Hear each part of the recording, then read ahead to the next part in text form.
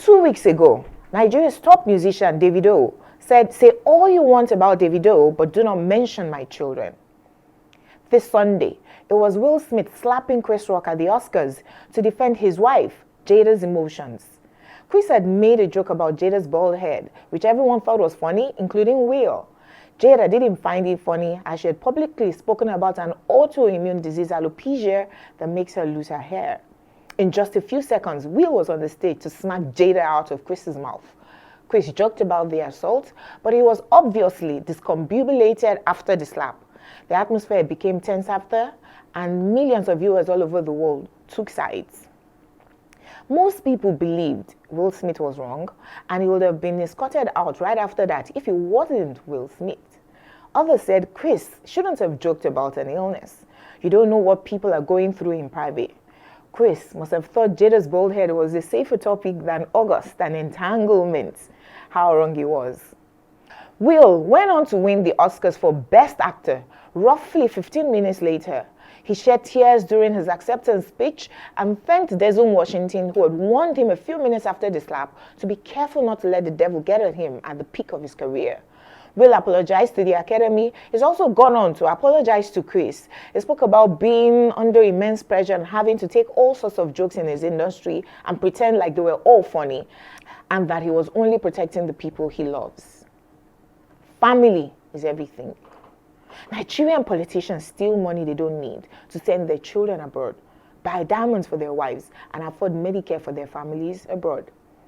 Why would you steal so much money except to impress someone? Think about it. If you had the most expensive things in the world and no one knew about them, would it be much fun? If you're the only one who knows where you live, you would live in a modest house, drive a modest car, dress for comfort. Most of the things we do is for others to see. That's the only explanation why a fraudster will flaunt stolen money on Instagram. It isn't fun when no one knows you have money. What will you do with it? There's just so much you can eat anyway.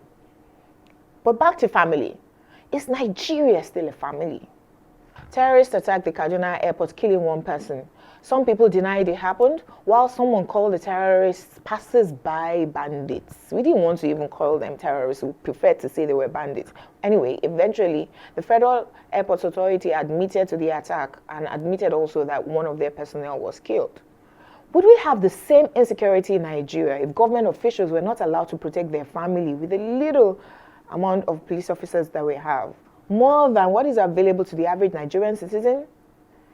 Are we a selfish and self-centered people who only complain when poor governance affects us? The political elites are not up to 2% of Nigeria's population. They can't get away with half the things they do if they do not have enablers and a docile population. How can you say Nigeria is safer than what we had under the PDP? Are we comparing the number of deaths because our families aren't involved? Do we commit crime and enable corruption because our families are not direct victims of the consequences of this corruption? From public servants seeking bribes to do their jobs, to citizens cutting corners in every way, is Nigeria still a family?